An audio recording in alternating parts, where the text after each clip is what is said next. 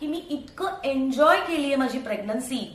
माझ्या नवऱ्यानी मला रात्री 12:30, 2, 2:30 ते नॅचरल्सचं दुकान उघडून आईस्क्रीम खायला घातलंय. ही माझ्यासाठी खूप आनंदाची गोष्ट आहे. पिझ्झा म्हटलं, पिझ्झा रात्री पिझ्झा हट, मॅकडी, तुमचं आपलं डॉमिनोज आम्ही उघडायला लावून पिझ्झा बनवायला लावलेला आहे तुषारने माझ्यासाठी. सो ती ना प्रेग्नन्सी आम्ही एन्जॉय करत होतो.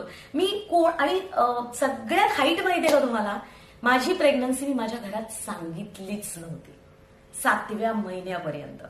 याचं कारण की पुन्हा त्याच्यावरनं चर्चा होऊ नये आणि ती दोघांनी आमच्या दोघांमध्येच ती एन्जॉय व्हावी. आणि मला पूर्ण विश्वास होता डॉक्टरांवर की डॉक्टर मला खूप छान ट्रीट करतात. मला खरंच मागचं काही आठवत नव्हतं. मी रोज फिरायची, मस्त जे हवं ते खायची आणि मला अजिबात आठवत नाहीये की मला काही उलट्या झाल्या, मग काही